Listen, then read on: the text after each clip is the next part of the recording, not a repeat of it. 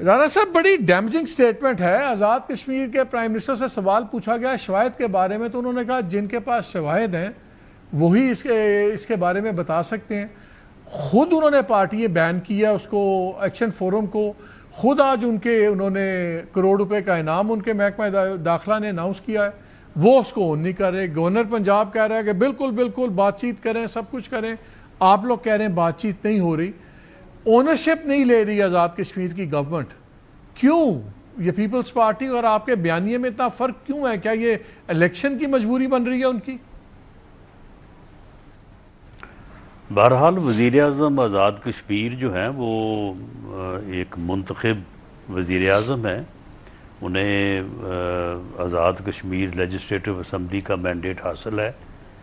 اپنے اس بیان کی وضاحت تو خیر وہ خود ہی کر سکتے ہیں، لیکن جہاں تک میری معلومات ہیں کہ جب انہوں نے یہ فرمایا کہ 30 یعنی تاریخ کو 30 مئی کو غالباً وہ عید کا تیسرا دن بنتا تھا، تو ان کے ساتھ جو ایکشن کمیٹی کے لوگ ہیں اس کے ساتھ پہلے بھی مذاکرات جو ہیں وہ ہوئے تھے اکتوبر میں. اس وقت بھی جو کمیٹی تھی اس میں وزیر اعظم فیصل رٹھور صاحب موجود تھے، راجہ پرویز اشرف صاحب موجود تھے، قمر الزمان کائرہ صاحب موجود تھے، ہماری طرف سے امیر مقام صاحب، ڈاکٹر طارق فضل صاحب، چودھری احسن اقبال صاحب اور ہم موجود تھے.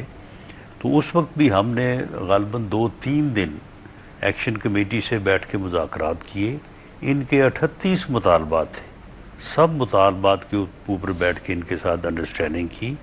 ان مطالبات کو پورا کرنے کے لیے سب کمیٹی بنائی گئی.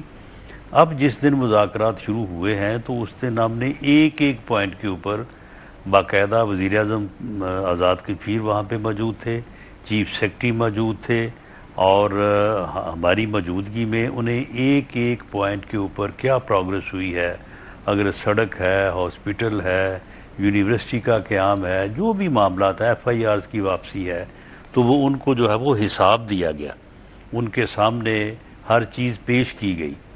اور جب پھر آخری پوائنٹ جب انہوں نے یہ سیٹوں کے ابالش کرنے کی بات کی کہ یہ مہاجرین کی سیٹیں جو ہے وہ ختم کر دی ہیں، تو ان سے یہ عرض کیا گیا کہ یہ ایک آئینی معاملہ ہے، یہ اسمبلی ہی اس معاملے کو جو ہے وہ دیکھ سکتی ہے، تو آپ اس معاملے کو اسمبلی میں لے جائیں.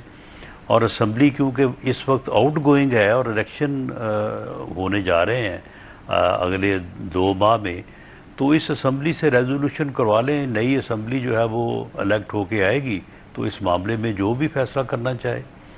اس کے علاوہ ان کو آل پارٹیز کانفرنس میں دعوت دی گئی کہ تشریف لائیں اور پوری AJK کی سیاسی قیادت کے ساتھ بیٹھ کے اس ایشو کے اوپر جو ہے وہ بات کریں. اسمبلی میں ریزولوشن پاس جو ہے وہ ہوا.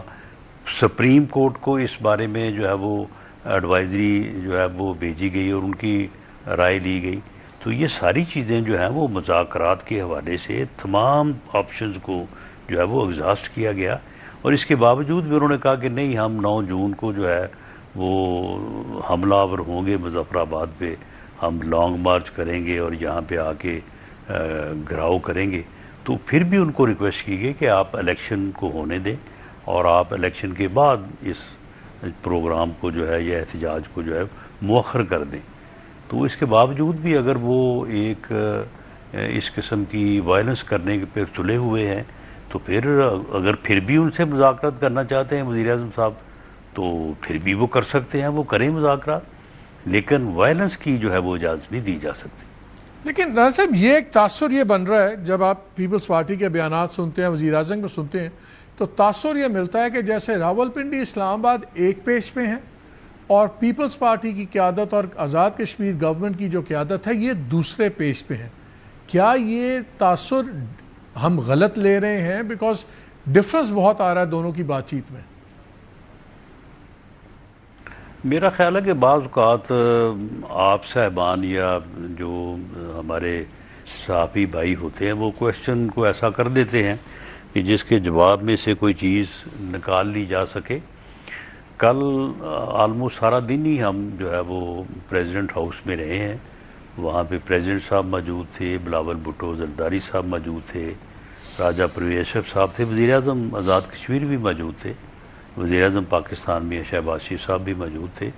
تو وہاں پہ یہ ساری چیزیں ڈسکس ہوتی رہی ہیں. بالکل وہ پوری طرح سے جو ہے وہ متفق تھے گورنمنٹ آف پاکستان کے ساتھ, اور کسی لمحے میں بھی انہوں نے کوئی ایسا جو ہے وہ تاثر نہیں دیا.